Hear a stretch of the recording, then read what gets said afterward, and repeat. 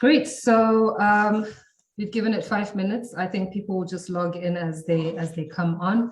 I'm also very mindful of time and would like to finish within the time. So latest, we hope to finish by 1 p.m. But let's see how things go. So greetings. Welcome, everyone. Thank you so much for making time this Sunday morning to join us as we share, our perspectives and our life experiences on, how we've managed to navigate through this minefield that we call, the emotions, and becoming aware and becoming masters of our emotions and masters of our destiny in turn. So my name is Nyaki. I'm the owner and creator of Heartspace Nation, a yoga and lifestyle brand that is geared towards holistic wellness. And I have been empowering women for the last 2 or so years to start, tapping into themselves, to start becoming more aware of themselves, and in turn to start healing themselves, and thus healing their families and healing those around them. And I believe that, once a woman is empowered to do this, she's unstoppable, because then you stop outsourcing your healthcare, you stop outsourcing your emotional needs and your wellness to other people. And you know that within you, lie the reservoirs and the infinite wells of wisdom and wellness. And in turn, you can always turn to yourself rather than turning to other people and externalizing your power. So that's in essence what it's about. I'm a yoga teacher as well, 500-hour qualified yoga teacher. I focus mainly on power yoga, so vinyasa yoga, building strength and building heat within the body. And I also love teaching yin yoga, so I kind of balance the yin and the yang. The yin yoga is more slow, more deliberate, more time spent in poses to actually start beginning the healing process, to start tapping into those emotions that we've forgotten into that lie within our bodies. Because if you're not aware of it, the body keeps score of everything that's happened to us in our lives. And we often forget a lot of these things and carry on with our lives. And at some point, things start happening that, trip us up, and we start becoming more aware that, hey, look, that thing that happened in 1999, it's actually affecting me and I need to address it. And we do this through intentional breath work and through movement as well. And that is, the essence of what yoga is, complete awareness and complete capturing of the mind, if I can use that expression, where you are the master and you're in control at all times, and you're holding the remote control to your life and your existence. And that's in essence what I teach. On the other side, on the wellness side, I also lead a plant-based life. I've been vegan or plant-based for the last 6 years. And this has just helped me to heal myself from fibroids, from asthma, from allergies, eczema, the list goes on. I was always sick and I got tired of it. And in the last 6 years, I've managed to, get my health back, get myself back on track. And as a result, start helping and coaching other people to do the same. So do you mind muting yourself? Sorry, Ntombi. I'm going to just mute you there. Great. So yeah, thank you so much, as I said, for joining us. I'm also joined by a transformation coach, Zen, who will talk to us later about, emotional mastery and how this works in practice. But to get things started, I'm a yogi, so I'm going to talk about things kind of from a yogic perspective, but I'll try and keep it light and simple so that, it's accessible and understandable, if you're not coming from that line of thinking or from that world. But in essence, what the yogis, what, the healthcare practitioners, what everybody's talking about is the same thing. It's just, how we frame it and how we approach it. And I like to approach things from a holistic perspective.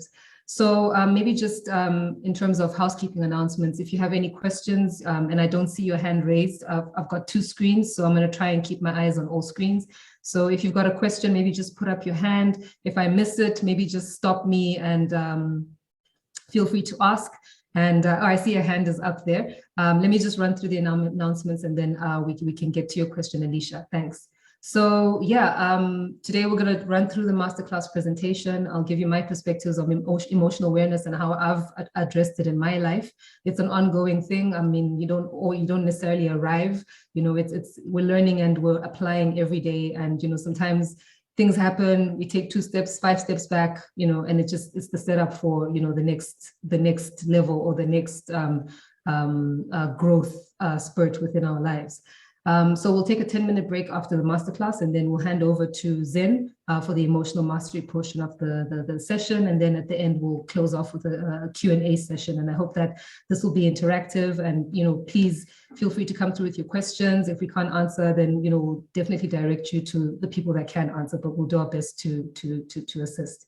So yeah, I see a hand is up. Alicia, please feel free to go for it.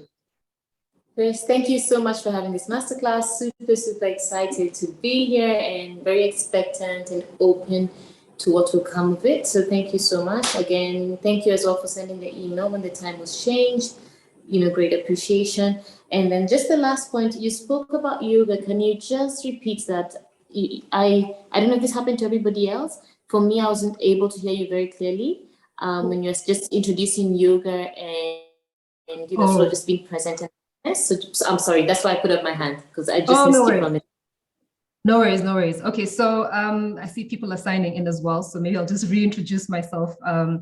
Welcome, everyone. Thank you for making time to attend this emotional awareness masterclass.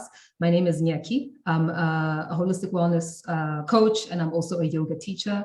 I'm 500 hours qualified, and while saying that, I teach, vinyasa power yoga, so the more physical, sweaty type of yoga where we're building strength and building heat.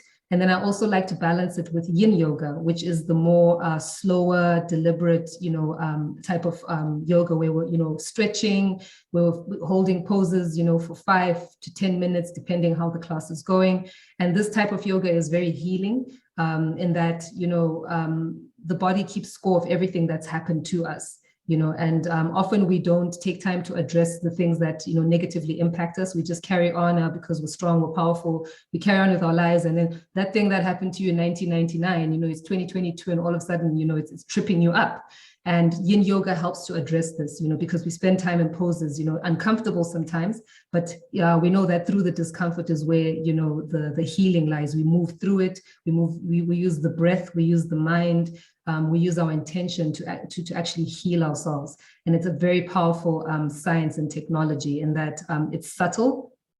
It's not something that you can, feel or see like when you're lifting weights or running on, running a race or whatever, but it is very powerful.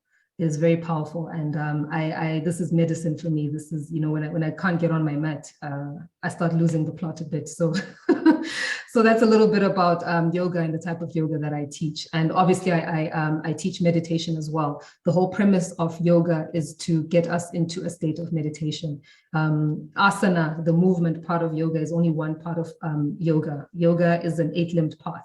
We follow an 8-limbed path, and asana, the movement part, is only one part of it.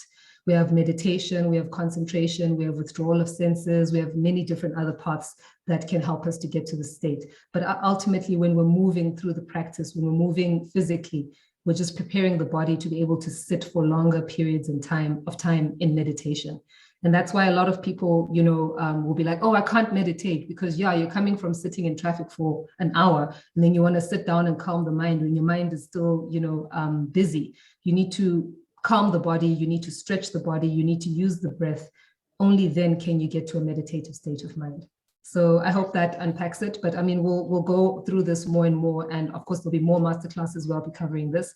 So I actually want to jump straight into the presentation so that I can manage time.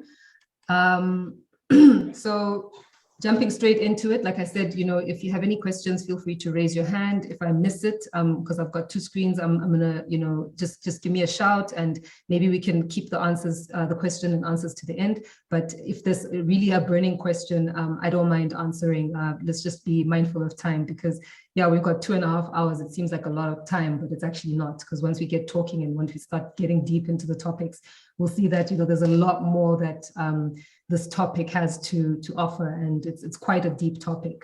Okay, so jumping straight into it, I thought it would be important to touch on the dimensions of a human being, right? Because contrary to popular belief, our experience as human beings is multi-dimensional. And what does this mean? This just simply means that we experience life from a physical, a mental, emotional, and spiritual point of view. Okay, so our existence is not just limited to eating and sleeping. You know, there's so much more that goes on, and we're not taught this. You know, unless you start researching and finding out for yourself. But these are things that we're not taught, and often we start experiencing life challenges, or we experience life challenges and we're not best equipped to manage these challenges because we're not aware of the other dimensions. We just focus mainly on the physical. You know, like, I'm living my life, I do my job, I have my family, I cook, I clean, I sleep, I eat, and the cycle repeats. But what about the mental aspect of life? A lot of us are experiencing mental health challenges, anxiety, depression, panic attacks, all sorts of things, because we're not taking care of the mental part of our lives. Just gymming and just doing asana or just doing the right things isn't enough. You're just covering one aspect of your existence as a human being, the physical. What about the mental? What about the emotional? And what about the spiritual? I know a lot of people shy away from this, like, oh no, I'm a Christian and I'm this, I'm that, and that. We're not concerned about that. We're talking about, the essence of existence, without the labels, without the religion and all of that. Before all of that, who are you as an individual? That's what we're talking about. So let's not shy away from some of these topics because, it's not something that we're familiar with, or it doesn't fit within the box that our conditioning, what's the word I'm looking for? It dictates, or prescribes, right? We need to go deeper. And in order to heal ourselves, we really need to face ourselves, right? So there are 5 sheets to the human existence. And I've touched on these, the physical, the mental, emotional. This is just at a high level. But if we start unpacking it, we have the physical body, we have the breath or energy body. So this is more subtle. We can't see the breath, we can't see our energy, but we know that there's something that's powering us. We know that there's something that gives us life, right? And we need to address this. We have the emotional body. We have the intellectual body, so the higher mind. And then we have the bliss body, basically what connects us to the universe, what connects us to all, enlightenment. This is what the yogis call enlightenment, where you're just connected to everything. You are, in control of your mind, you're in control of your thoughts, you're in control of your existence, and you are living basically in balance. This is what we're aiming to achieve. But a lot of us stay at the physical level. And this is, and I think the blessing that came with this COVID pandemic is that a lot of us were forced to slow down and start looking at these other dimensions of our lives, right?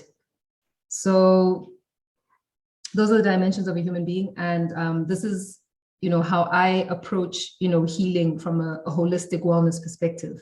I can't just look at the physical, like how your body is doing. Yeah, I mean, you look great, whatever, but what we need to dig deeper into all the other aspects and start understanding, or, I like to check my language as well, inner and overstanding ourselves.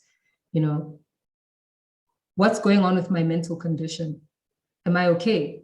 Am I taking care of my mental space? How do I start addressing the challenges that I'm experiencing in my mental space? How do I start capturing my emotions? How do I start becoming more aware of my emotions? Rather than just coming from a place where I'm always reacting. They cut me off in traffic. It's the end of the world. Someone doesn't agree with me. They don't like me. Someone isn't, or a relationship or a friendship ends, it's the end of the world. No, it's not, but we need to address or start understanding why we react, or why we behave in the way that we do. And if we ignore this, then we're always going to run into challenges. And this is where then generational things start, what we call generational curses start perpetuating themselves. Oh, in our family, we are hot-tempered. That's just the way we are. No, it's not. It's just a learned behavior. And it's something that you've, made the norm, or that's become the norm in your family. And it's passed down from generation to generation. It doesn't necessarily mean that it's a good thing.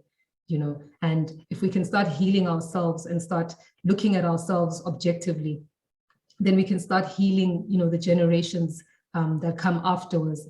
And to a certain extent, you can also heal and forgive those that have made the mistakes that, if you're finding yourself in a challenging place in your life as a result of family trauma or something like that, we can start forgiving others and forgiving ourselves, and using this point forward to make sure that the next generations don't suffer, from emotional and mental awareness because of a lack of awareness, because we weren't taught these things. Okay. So those are the dimensions of a human being. I hope that, if you weren't aware, that this is something that you'll start thinking about a little more, that, it's not just the physical that we need to address. We need to look at the mental, we need to look at the emotional, we need to look at the spiritual as well. Very, very important. And this isn't just for women. I see we have a room full of ladies, but that's also okay. In order to heal the home, sometimes, the feminine aspect needs to be empowered, and in that way, through our softer nature, we can influence. That's also okay. But this applies to all human beings, male and female, and whatever you identify as in between. So yeah, we touched on the physical. We can see there, like I said, just exercising isn't enough. Just eating well isn't enough. It's great. It's a good start. It's something that has to be there as a foundation. I'm not saying it's, stop running, stop doing what you're doing, carry on doing those things, but know that as we're moving through life, we need to find balance. We need to find balance through all our, through all the dimensions of existence that we interact with life. So it's important to exercise. The body needs to move. We need to eliminate, we need to move lymph, we need to sweat, we need to do all of these things. We need to keep the body in a good condition. It's also important to eat well. I'm coming from a plant-based perspective, and I've healed my body and healed my mind and my gut through this plant-based lifestyle, and that's what I'll advocate. That's what I know, and I've lived the other life as well, where I was eating, the regular food, starch, dairy, meat, and all of those things, and it didn't serve me well. From birth, it didn't serve me well. I was an asthmatic, chronic asthmatic from birth, always on medication, always on steroid creams for my eczema. Like, I was just always not okay. And through this plant-based lifestyle, I've been able to heal myself and heal, those around me as well, through, them just observing, like, what are you doing? What is that? Oh, it's a smoothie bowl. Oh, okay, let's taste it. Oh, it tastes great. Oh, I'm actually full. I don't need to eat as much, Why am I eating so much? Oh, maybe it's emotional eating. Maybe I'm trying to, fill a gap that needs to be addressed through some more focused observation. And maybe I don't need the junk food after all. Maybe the junk food is actually causing the emotional states that I'm finding myself in, because my gut is producing too much bacteria that feeds on sugar, and that causes a mental reaction in my mind. So there is a correlation between good gut health and good mental health. And there is a correlation I've found for myself. And all of this is through personal experience. I'm not, coming here and saying, I opened a book and, and came at this knowledge and, oh, this sounds cool, maybe let me share this with the guys. No, it's not about that. I've experienced all of this. This is all through personal experience and experimenting for myself. The yogis say we learn through theory and we learn through practical application. And the first person that you need to experiment these things on is yourself, before you can start sharing it with other people. So definitely eating a plant-based diet has helped me. It's helped me tap into my more feminine energy, because I was finding myself in masculine spaces. I have a very stressful job where, I'm working round the clock sometimes, and it's very masculine energy, very, goal driven, very, competitive, you need to be the best of the best because I'm working with the best of the best, kind of thing. And that's very masculine energy. And I was starting to lose touch with who I am as a lady, as a woman, and as a result, I found myself having womb challenges, having fibroids. And I couldn't understand why, and then I looked back and I was like, oh, my mom had fibroids. Why did she have fibroids? And it's like, oh, maybe a lot of unhealed trauma, a lot of unhealed emotions, things that we just take as women, and we're like, I'm a strong woman, I'll just get through it, and everyone's like, oh, I admire you, you're so strong. Yeah, I'm strong, and it becomes a vicious cycle, and also dairy, starch, all of these things. As soon as I reversed all of this, or as soon as I took all of this out of my diet, I reversed all of these diseases, and I'm living, a life of perpetual health. I don't even use my medical aid. I think I only use my medical aid like once or twice a year to go to the chiropractor, for him to crack my bones, but that's because of, the active lifestyle that I lead. I don't need pharmaceuticals anymore because my garden is nature, and if you're blessed to have a garden, use your garden as your laboratory, use your garden as your pharmacy. That's where the true healing lies, because contrary to popular belief, every disease that's known to man, there is a cure within nature. And pharmaceuticals are just a copy, a replica of what nature has, only it's mass produced. And then, they take an aspect of the natural product and then reproduce it in a lab, so that it's mass produced. But everything that we need is available in nature. And if you have, like I said, if you have a garden, that's where your healing lies. That's where your medicine is, and you have that direct connection with the earth. You can control what you put into your food. You can control what you put into your nutrients. You can control the type of water that you're putting into your food. And otherwise, for the rest of us, who live in apartments, who live in the cities, the local farmers market or your supermarket or your local veggie store, that's where your healing lies, right? And of course, it's important to get in the sunlight, to get in good water. These are all the things that take care of our physical. But we know that now the physical aspect of our existence has a direct relation to our mental, our emotional, and our spiritual. It's kind of like the starting point. If you were to ask, a lot of people ask, oh, Nyaki, you're talking about all this great stuff, wellness, where can I start? Let's start with the food that we put in our bodies, right? Let's start with the food that we put in our bodies. Let's start in the kitchen. And this is our domain, ladies, right? Let's forget gender roles and all of that stuff. This is where, we nourish and we feed and we support our families from the kitchen. So let's try and do better. Physical relates to the food, movement, digestion, and basically being in that awakened state. When you open your eyes in the morning, the things that we do to, get us going, the shower, getting into nature, exercise, eating, interacting, This is the physical part of our existence. And like I said, the physical dimension is only one small part of our existence. Our existence as humans is multifaceted.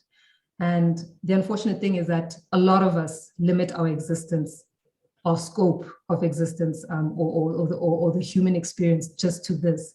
And there is so much more, to explore. So moving along to the mental and emotional, I think this is like I wanted to say meat and potatoes, but let's say the cabbage and potatoes of the discussion, right? So what do we talk about when we're talking about the mental and the emotional aspect of our human existence? So maybe let's start with the mind. The inner instrument, the mind, okay? And when we talk about the mind, we realize that it's really important to understand ourselves, or inner and overstand ourselves at all levels. So beyond the physical, we need to understand inner and overstand our minds. How does my mind work? What is it? What is it made up of? How do I access it? And how do I, start, having more control over the mind? And the yogis say that to understand the mind, we need to observe our thoughts. Okay, this is essentially what meditation is, where you looking at your thoughts in quiet contemplation, without judging, without engaging, being the silent, non-judgmental observer of your mind. Okay, and we said, for a lot of people, it's hard to attain this state, because we're coming from, busyness, hecticness, stress, all of the things. And then you want to sit down and expect yourself to meditate for 30 minutes. It's not going to happen. I'm going to be straight up with you. It's not going to happen.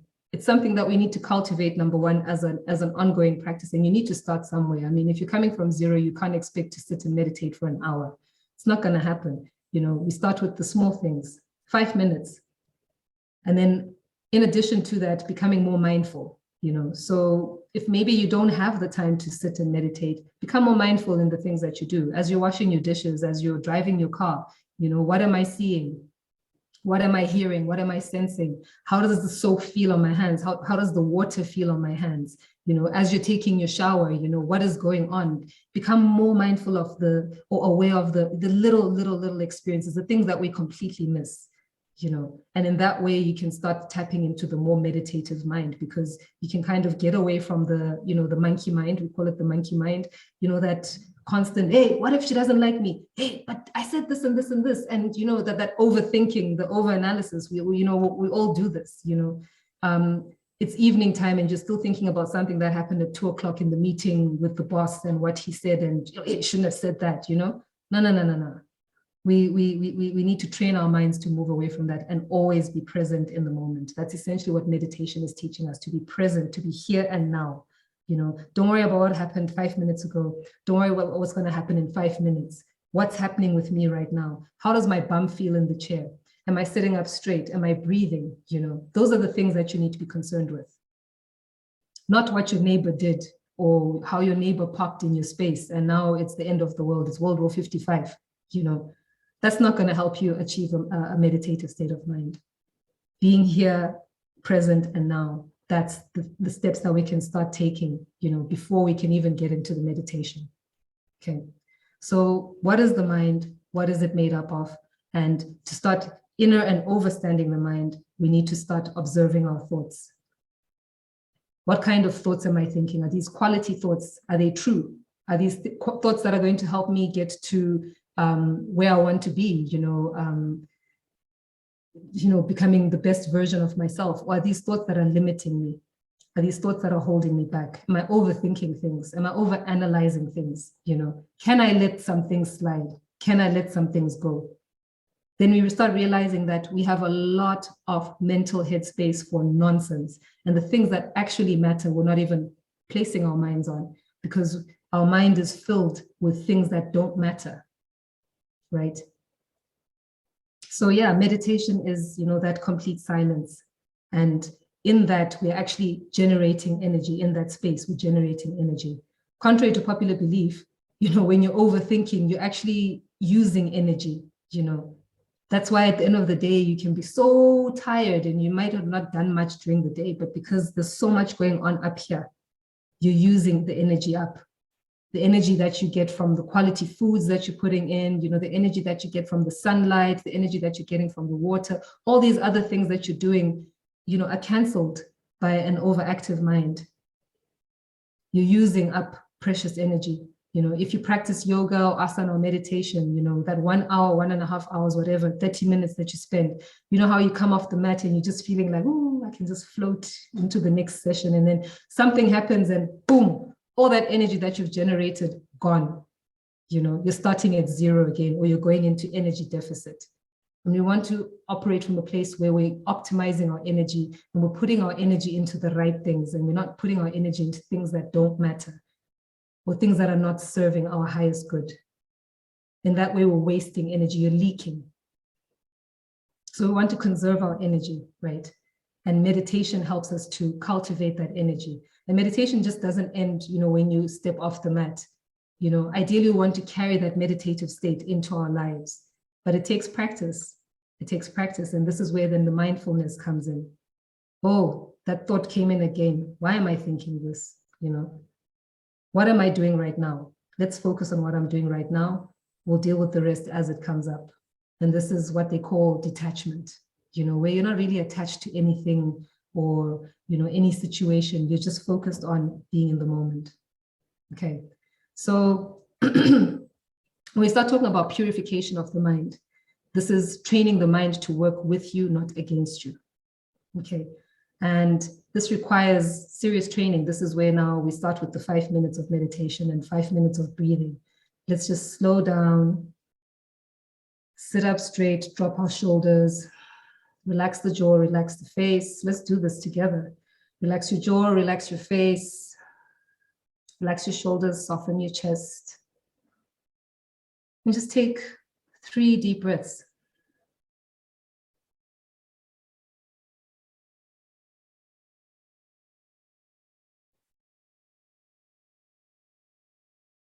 That's good.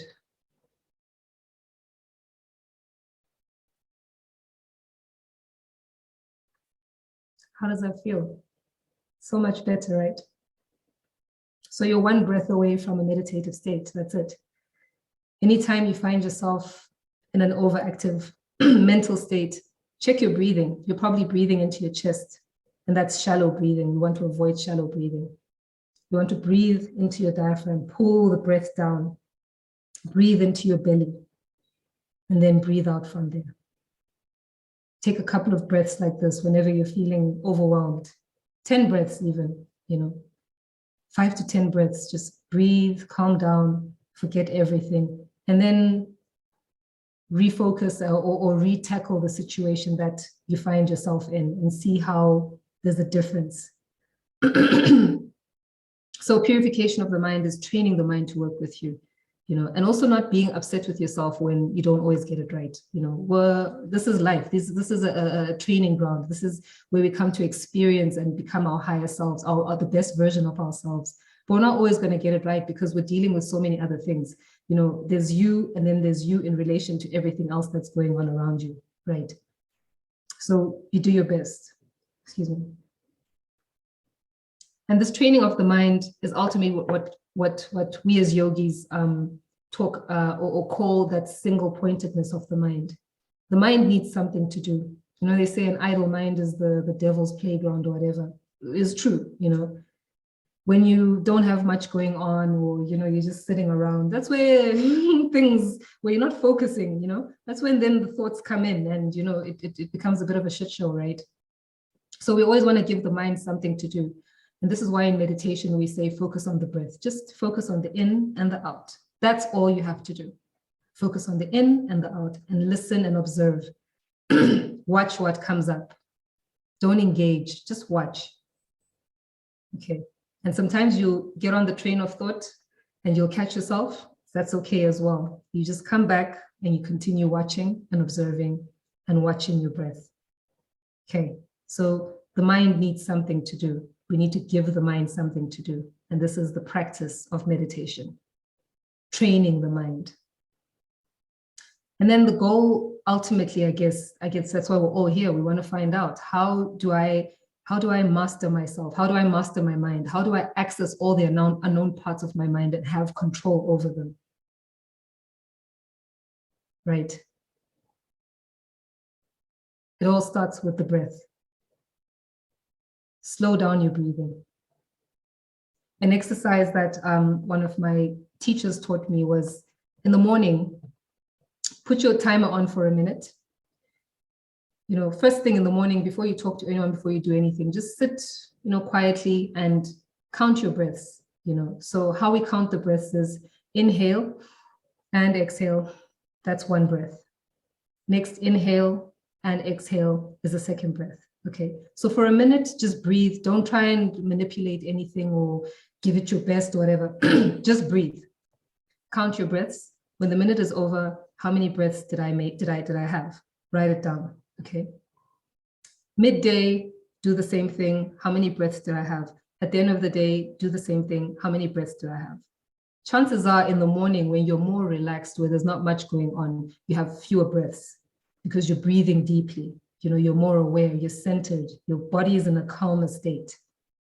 Okay. And as time goes on, you can get to a point where you can breathe 3 to 4 breaths in a minute. And that's excellent because you're really measuring your breaths, right? The yogis say that our lives are counted in the number of, our lives are, or when we are born, we're allocated a certain number of breaths, right? So I don't know what the calculation is. If you live to the age of 75 and you breathe, I don't know how many breaths a day, calculate that number and, it will give you the allotment that you have. So we're all given an allotment. But where we waste our breaths when we're in highly emotional charged states, then you're hyperventilating, you're not breathing quality breaths, then you're wasting your breaths. In essence, you are eating away at your life, if you want to think about it like that. So if you can learn to conserve the breaths, if you can learn to breathe less and breathe more deliberately, you can prolong your life. Food for thought. Okay, so the inner instrument of the mind, the inner being, what they call antahakana in yoga, but I won't go into the Sanskrit names. So we talk about the ego. Okay, this is the one that identifies with self. This is where actually I don't want to start there. I want to start with manas, mind. Okay, this is where or let me say, this is the part of the mind that receives information through the senses. Okay, and it's like a receiving station. So you receive information either through feeling, it feels cold, or through seeing, oh, that food looks good, or through smelling, or through taste, or through hearing, right?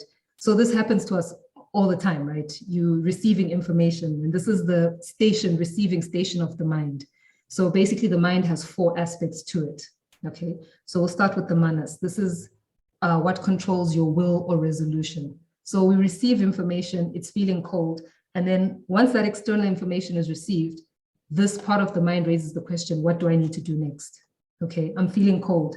Do I need to put on a jersey, or do I want to brave it out and be Wim Hof it out, or yeah, basically it's like, what's the next step? Okay, so this is the receiving station of the mind. Okay, and I just want you to think about this as you're going along, like how this plays out in your life, right? We're constantly receiving information through social media, through our eyes, through hearing, through sight, even unseen. There's frequencies and wavelengths running through all the time. We're constantly receiving information, and we're constantly being, or there's a constant need for the next step, need for action, right? And this is hitting us all the time. Okay, so you receive the information. What do I do? Do I need to put on a jersey? Okay, I'm going to put on a jersey. Now I'm warm. Okay, what's next? There's more information coming, right? You're dealing with the next thing. And then we have the part of the mind that is called the intellect. They call it the buddhi. This is the higher mind. And this is basically the part of the mind that makes the decision. Okay, this is what evaluates or analyzes if something is good or bad, beneficial or not beneficial. And this is the part of the mind that is able to discriminate, rationalize, and decide. This is our intellect, okay? So go with me as we move through this. And then we have the part of the mind called chitta, the memory part. So anytime you're accessing a memory, anytime you, this is where the memories are stored. Anytime you're recalling something that happened, this is the part of the mind that you're using, okay? And then lastly, we have the part called ahamkara, which is then the ego. I'm sure we're all familiar with the ego, with ourselves and in dealing with other people. And this is the part of the mind that creates that distinct identity. I am a woman. I am African. I am angry. I am jealous. Okay, this is the I am part of the mind, right? And unfortunately, this part of the mind also can trap us up. Can trap us or trip us up, okay, when we are focused on our limited identity. We know that as human beings, there's identities that we need to take on. I'm a brother, I'm a sister, I'm a mother, I'm a lover, I'm a wife, I'm a worker, I'm a driver, I'm a this, I'm a that, I'm a that. But are these things really who you are at, your true essence? No, this is just how the mind operates. And once you become aware of that, then you can start separating yourself from the ego. That, yeah, the ego is there to actually keep me safe. It's that part of the mind that that keeps me safe, that keeps me operating in this physical realm that we find ourselves in. But it's not the all and end all. So when you find people trapped in the ego, they are, trapped in this physical, I am the big boss, I am this, I am that. But they haven't, dug deeper or gone further to find out more about themselves. And basically, probably to a certain extent, these people might not understand themselves or how their minds work. So now we know that there's 4 aspects to the mind. There's the receiving station, the part that receives information. There's the intellect, the part that makes decisions. There's the memory bank, where all our memories, good and bad, are stored. And sometimes, we find ourselves living, or taking the stroll down memory lane and, getting lost there, But now we know that, we need to be more mindful and to be present. These parts, the mind is basically there to keep you safe, right? And you have all these aspects to it, the receiving station, the deciding part of the mind, the memory station, and the ego. And ideally, we want to let our intellect, the buddhi, the higher mind, be in control, rather than let, the memory part of the mind be in control, or the ego part of the mind be in control, or the receiving station, our senses essentially be in control of ourselves. Because we see what happens when our senses our senses overtake us. You want to eat all the time. You want to watch social media all the time. You want to listen to this low frequency music all the time because it's addictive. But once you start understanding the mind that, hey, I need to operate from the higher mind. Is this beneficial for me or is it not? That's the part of the mind that we need to tune. And that's the part of the mind that we need to sharpen as well as we move forward. And meditation helps us with all of this, because then we can actually sit and observe. When you find yourself in meditation and you're thinking about what happened in 1995, you're no longer meditating. You're now ruminating. You're in the past. Meditation is about bringing yourself to the present. Always being in the present. Okay. And then we touch on the emotions, because there's a direct link between our mind and our emotions. To understand our emotions, and in order to achieve true balance, of mind, body, and spirit, we need to learn how to prevent the mind from being disturbed by emotions. And this is achieved through training and practice.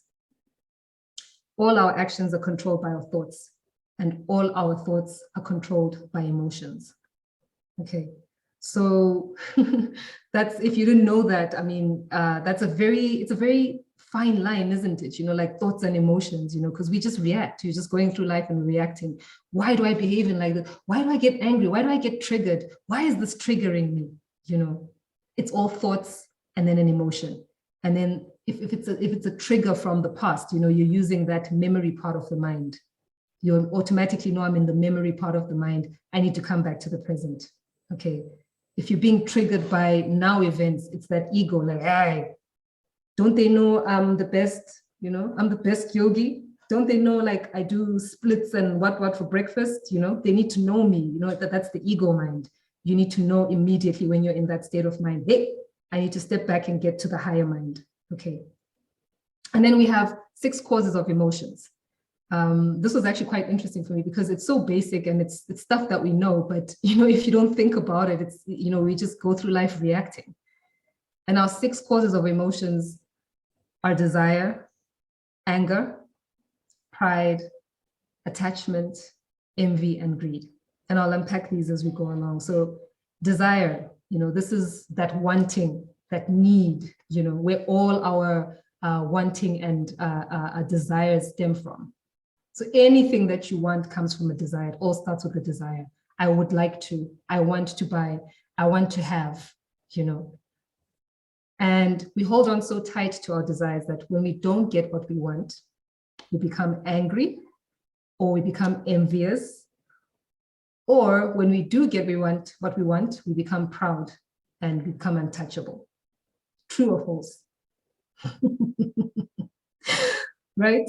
So desire is something, I mean, it's an important part of life, but I mean, we shouldn't live our lives, in a constant state of wanting and needing. They say when you want to manifest, you don't manifest and say, oh, I would like to have the man of my dreams. No, when you manifest, you say, I am so grateful that I have met the man of my dreams, and da da da da da da da.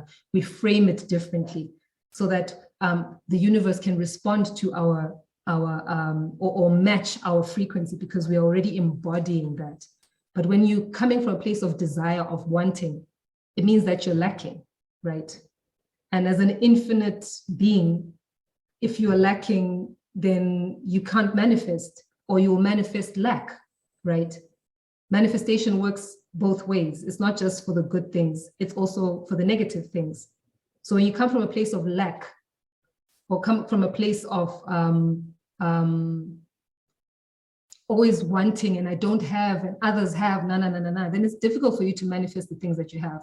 So you have to reframe your mind, and come from a place of, even when you're not seeing the things that you want to see right now, you need to frame it in such a way that, I will see these things. I am living this life. I live at the coast. I have, my favorite sports car, but not coming from a place of lack, coming from a place of abundance. So desire is something that, is a very fine line, in that we all experience it, but we need to catch ourselves. And anytime you're like, I don't have, you're holding on too tight. You're holding on too tight to what you don't have. And you need to start framing things differently. Excuse me. And then secondly, we have anger. And the ancient yogis actually say that anger is nothing more but an emotional reaction to not getting your desires fulfilled. True or false? When things don't go our way, we become angry or we become resentful. We want others to think, act, and be like us. And when that doesn't happen, we get angry, right? And I challenge you, next time you're angry, ask yourself, what desire is this that I'm experiencing that isn't fulfilled? What is it that I'm looking for actually that's causing my anger? Rather than, going from 0 to 100, hey, he never does the dishes. What is it that you actually want from him? Right? What is it that what is it actually that you're looking for? Is it the dishes that are making you angry, or is it that maybe you're looking for more support? And some of the ways that, the lack of support is showing up is maybe, we're not helping each other with household tasks, whatever the case may be. Instead of being angry with the person, now we can't even reach you, we can't talk to you because, hey, you are up here and we can't even deal with you right now. We have to wait 3 days for the anger to calm down. Okay, and then now you call on Yaki, hey, help me calm down. We need to do some yin yoga, and yeah, that's how these things show up in our lives, right? So next time you're angry, just ask yourself, what desire is going unfulfilled here? And how can I fulfill this desire for myself? And if it's something that I can't do, how can I communicate it in a better way that, hey, maybe if you could help me out, I'd really appreciate it, because, then it frees up time for me to do X, Y, and Z, or I really appreciate when you help me out with these kind of things, and frame things in a way that are supportive and help the other person to kind of understand where you're coming from, rather than, hey, you never do the dishes, just food for thought. And then pride, thirdly, pride. When our desires are met, there is the risk that our ego friend, that part of the mind, then steps in and leads us into pride.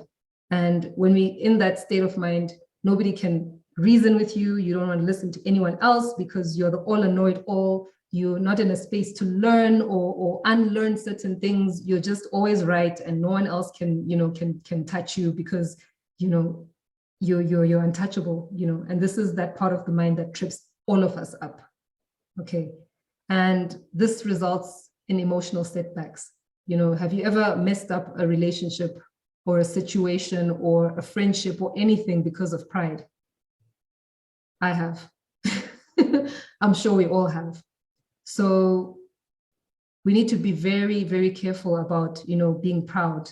There's a good pride, like, oh, I feel good when my home is clean. I feel good when things are going well or whatever. But then there's that pride as well that ends up tripping us up, where people are trying to, advise you or, teach you something new or expose you to something. And you're like, I'm not really into that, because we don't do stuff like that. It closes you off. And it messes up relationships as well. I'm sure we've all experienced this, either observing or being the perpetuator. Great. So moving right along, we have then attachment. So attachment is a very interesting one, because remember everything, all our emotions stem from a desire. Okay, so when our desires are met, we become proud, and then we can become attached to the object. So yeah, now I'm driving the Range Rover, you know, I need to get insurance to protect this Range Rover, you know, I need to get, you know, the best rims, you know, and there's nothing wrong with all of these things and you know, having nice things in life. I'm not saying that, don't get me wrong, but where the problem lies is when we're attached to those things, and those things are attached to our identity. This is where the ego then comes in, you know. Everyone else who drives, you know, smaller cars, you guys need to step up your level. You know, you need to come up to the Range Rover or whatever level, whatever it is that you're attached to. You know, everyone else who doesn't live in the suburbs, you're not at the level. You know, that kind of thinking, we see it all the time. Sometimes we do it as well. You know, car, household things, clothes, people, you know, if you're not wearing the Gucci or the what, then, you know, you're not at the level. And like I said, there's nothing wrong with having nice things. It's a beautiful thing. It's something we should all experience. But the problem comes when we, where we are too attached to those things. And this is where emotional balance comes from. And this is also where insecurities then stem from. You know, when you're too attached to things, you want to hold on to things. You have a fear of losing those things or those people, you know. And this plays out a lot in relationships. I'm sure we're all nodding. I can't see you guys, but I'm sure we're all nodding. This plays out a lot in relationships where, you know, we are afraid of losing the other person and we start doing things or you know, overdoing things just so you can hold on to this person. And what does that do? Most of the time, when you're trying to hold on to something or hold on to someone, you end up losing it. That person can't take it. Like, hey, you're too needy, you're too this, you're too insecure, you know, because you want to hold on to that person too much. You want to get to a point where we're happy with the things that we have. And we're happy with the relationships and the friendships and the people around us, but we don't want to be too attached to them, you know, because the truth of life is that things come and things go. What goes up must come down, you know. Relationships start, relationships end, you know, whether it's, you know, through breaking up or through, you know, the loss of a partner, whatever it is. But we know that these are things that are inevitable in life. When we become too attached, then we close ourselves off to actually experiencing and enjoying the people and the things that we've acquired in our lives.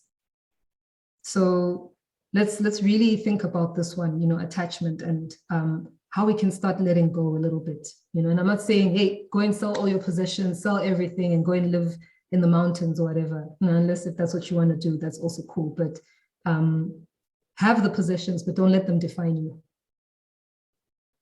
And then envy, jelly babies, the green-eyed monster.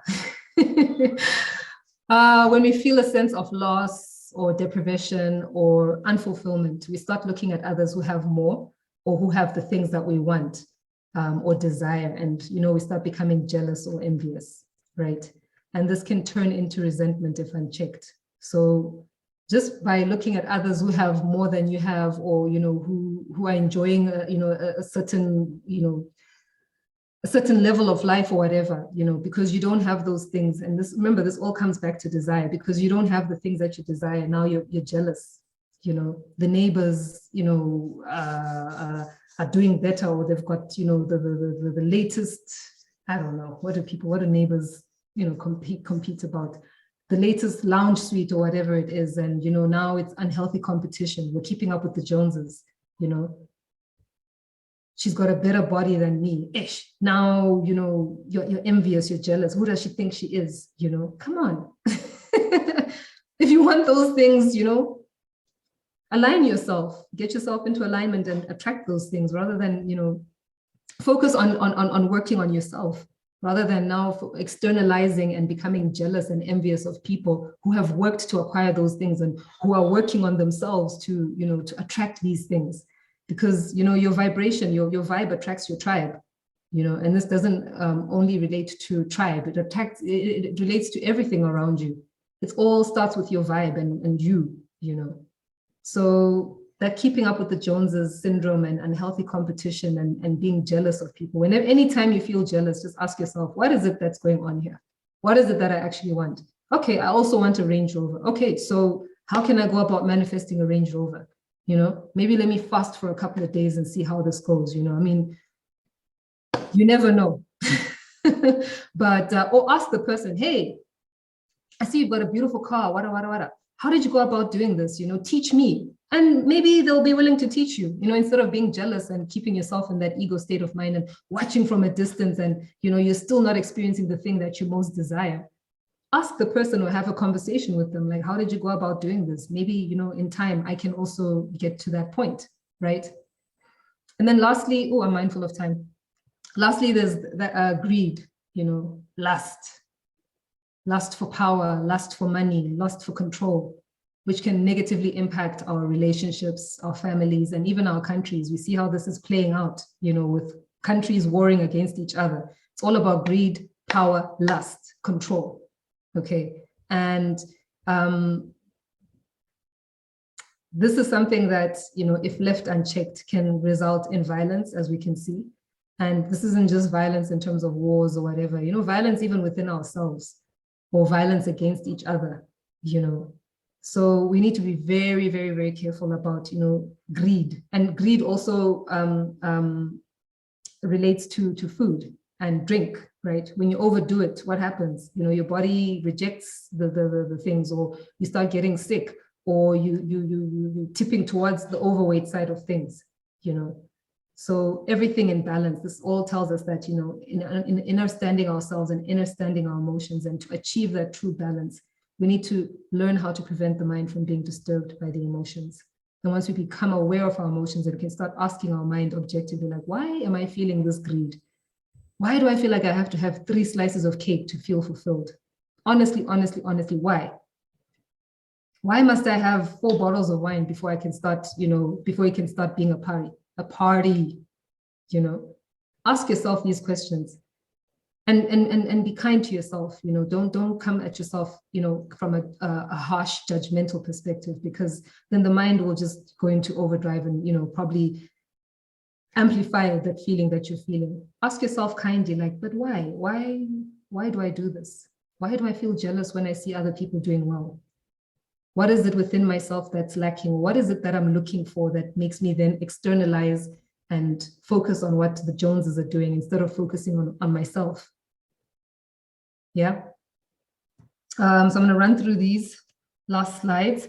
So in terms of purifying the mind, right? I spoke of purifying the mind. The Yoga Sutras, Patanjali talks about a meditative mind being a pleasant mind. Yeah. A stabilized mind, and a state known as making the mind pleasant. And how do we do this? How do we make the mind pleasant? How do we make the mind our friend?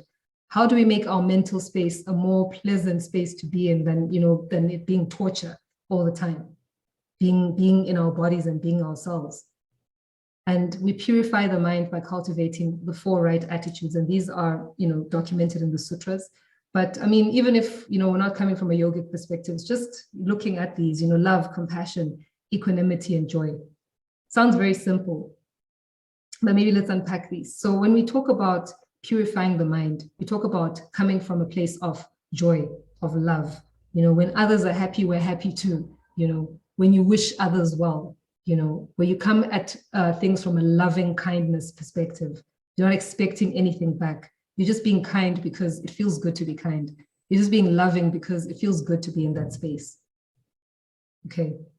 And then secondly, when we talk about compassion, we're talking about compassion for those that are suffering.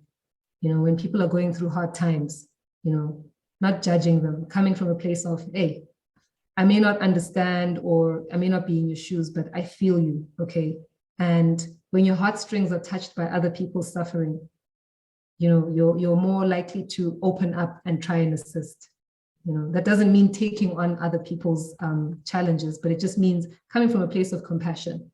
Let me try and help you out, And when other people see you helping out, there's a knock-on effect. When people see each other helping, when people see another human being helping another human being, it touches you, right? It's kind of like they say when you're at the traffic light, if you're in your car and there's someone who's, asking for some spare change or whatever, you as the first person at the top of the queue, right? When you give to that person, automatically the other people, someone at the back will be touched to give as well. But when you don't, we all just keep it moving. So compassion it's contagious. It has a knock-on effect, right? And then we talk about appreciation and joy. And this is the opening of the heart in response to happiness. This is why they say, if you want to start living life, more on your terms, just be appreciative of everything that you have. I woke up this morning, I have a roof over my head. I have some clothes to wear. I'm able to, I have some Wi-Fi that I can attend a wellness class or an emotional masterclass and connect with other people in community. I'm so appreciative of that. I have some food to eat. I have clean water. Simple things. And they say keeping a gratitude journal, if you're going through a tough time, or you want to start cultivating, more beneficial practices, just write down 5 things every day, the end of every day, that you're grateful for. 5 simple things. Doesn't have to be anything amazing like, oh, I went to wherever and I did this and this, and it could just be as simple as, oh, I got some sunlight today, Oh, I was able to take a walk today. Oh, I managed to get my workout in today. I drank my 2 liters of water today. Other people don't have access to these things. We often forget our blessings and are looking externally and trying to see what everyone else is up to. And we forget that we are blessed ourselves, just by virtue of being here. And maybe you're not where you want to be, but there are blessings in your life that you can count. So appreciation and joy. Being happy for others, even when they're succeeding, even when you're not. It's a practice. It's not something that's going to happen overnight, but the more you do it, the better it becomes, and the more you're able to affect the people around you. And then lastly, equanimity. This is when we have indifference towards the wicked. And what does this mean? You can be around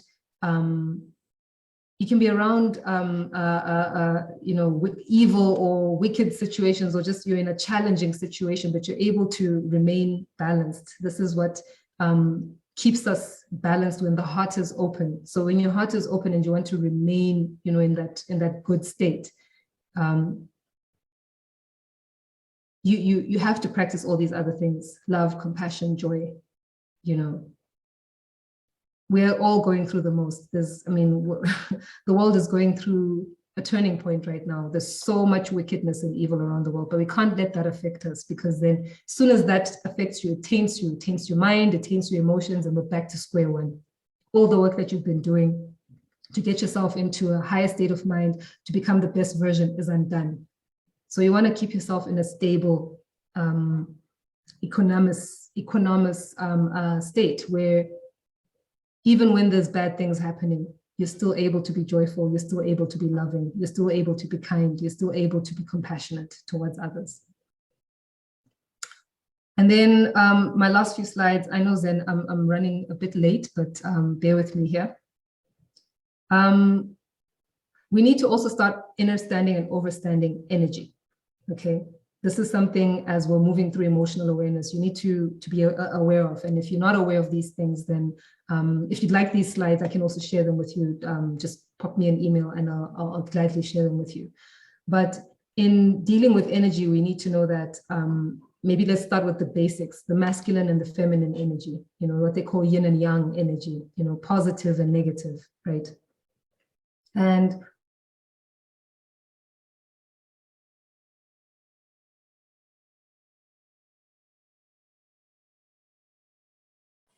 hello?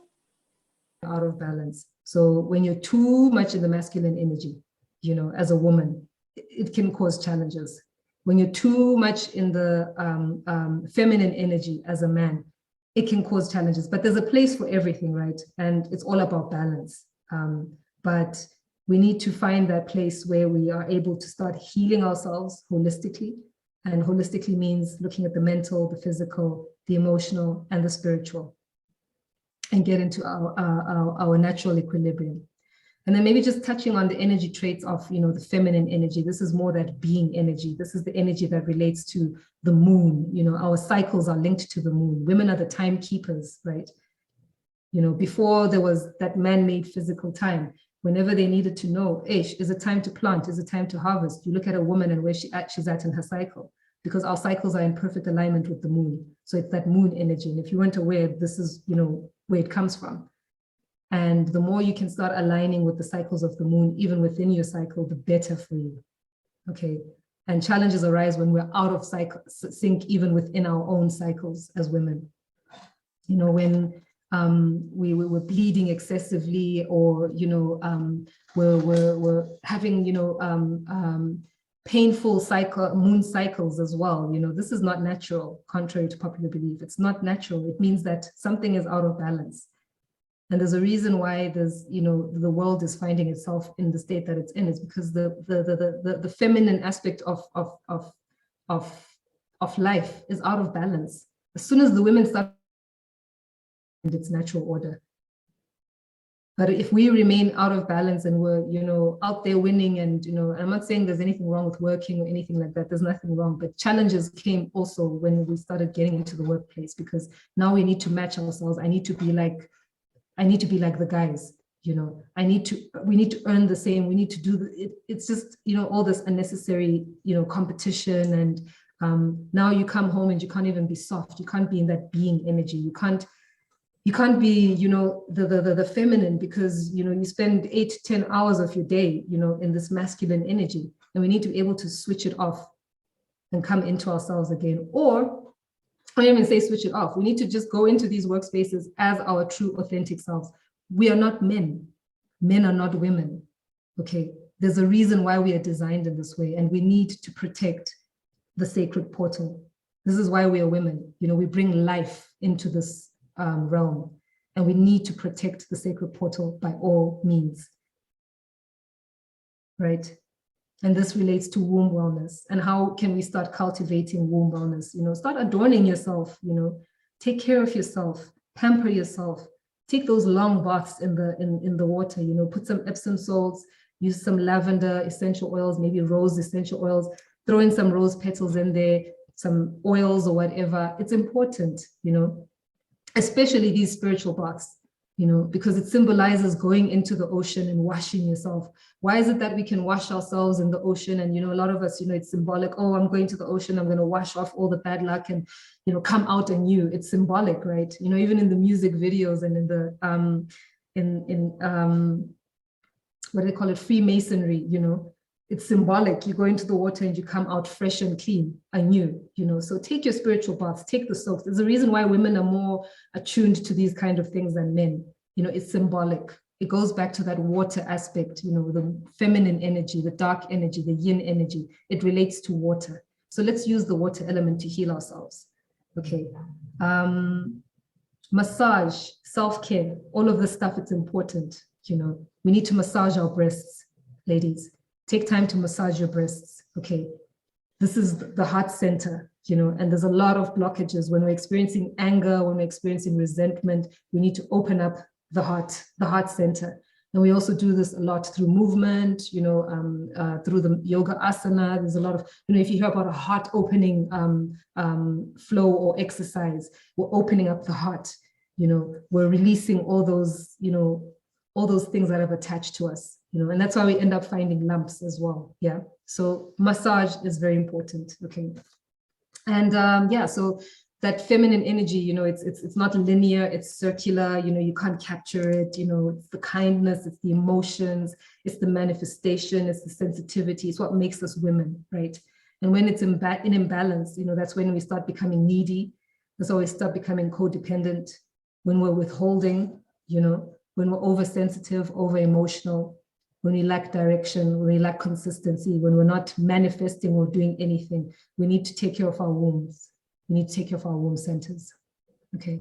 Similarly with the masculine energy is more that active doing energy, you know, relates to the sun energy, you know, light, yang, fire. Okay. So too much fire is not a good thing. We need to balance it. And this relates to the right side of the body. It's active, it's more linear energy. It's why men are more, you need to be direct with men. You can't come at them with the emotions or the side eye and expect him to figure out what you're doing or what you mean. You need to be direct with men. We're designed completely differently. Once you start understanding this or understanding this, then how we relate to each other becomes different. We start actually appreciating our differences and celebrating our differences rather than resenting them. Oh, men are so structured. Men are this and this. It's in their nature. Men are protective beings. They're more analytical. They're the doers, you know. And the more we can come into alignment as women, the more we can elevate our men as well to go out and do these things, to be courageous, to be focused, to be confident, to be assertive. But if we're bringing him down, then it results in imbalances as well. And this comes out, through criticism, when you're nagging, and he can then become aggressive, competitive, unstable, inconsistent, abusing power, confrontational, unsupportive. Okay. When we start seeing these things, we need to look at ourselves. We always want to change people. Oh, no, he never does the dishes. He never supports me. He never wants to do what I want to do. No. Forget that. What is it that you're looking for? What's the desire you're trying to fulfill? Work on yourself. And only when you're working on yourself can you then start seeing changes on the outside. Okay. And, Nikola Tesla said, if you want to start understanding the universe or finding the secrets of the universe, we need to understand the universe in terms of energy, frequency, and vibration. Okay. More of that in the next slide. This is my last slide, I promise. What is vibrational frequency? Everything in the universe is energy. We know that energy cannot die, it's only transmuted. So when people die in the physical realm, that energy goes somewhere. It still exists. The soul still exists. You cannot kill the soul. Okay. So everything in the energy, in the universe is energy. Energy cannot die. All is energy. And all energy vibrates on different frequencies. Okay. Every person has their own vibe. Okay. That's why you can walk into a room, check the vibe and be like, vibe is off. I'm not going to stick around. Or you walk into a room and you're like, yeah, this is the vibe. This is my tribe. You know what I mean? It's that unspoken thing that we can sense it. Okay. That's vibrational frequency. And the vibration of light is the highest frequency. Water being the second. So you can see how important light is for us. Natural light. How important water for us is, okay, clean, natural water. And the higher your vibration, the higher you are to the light vibration. And this is important. You can see the scale here as well. You can see when we're, in the state of shame, our frequency is lowered. When you're in a state of guilt, grief, fear, desire, our frequency is lower, okay? And you can also see the colors as well. This relates to our chakras, okay? So the light system as well within our body relates to this. And the higher you move up, when you start moving into love is a high frequency energy. That's why we want to stay in a loving state. If you're feeling otherwise, grab your pet. That's what pets are there for. They understand all of this, grab your pet, grab somebody, hug somebody, okay? Love is such an important thing. Joy, peace, enlightenment, the higher you move up in your frequency. So we can see that our emotions have a direct relation to our vibrational frequency. And the more you can understand your emotions and capture the mind, the more you can start deliberately moving into these higher frequencies. But it doesn't happen by magic, like, oh, today I'm just going to feel love and that's what I'm going to do. And then as soon as something happens, we're back to anger, you're back at that low frequency. It's something intentional. You have to practice it all the time, okay? And lastly, in order to raise your vibration, it's the frequency that your energy body vibrates at or resonates at. The higher your vibration, the more aligned and connected you are with your true self. The lower your vibration, the less connected you are. And remember, we talked about manifestation. When you're in a higher vibe or a higher vibration, your aura is stronger. You attract positivity and balance and abundance. The lower your frequency, you're attracting negativity. And that's when we start looking at our lives. I encourage you to do a life audit.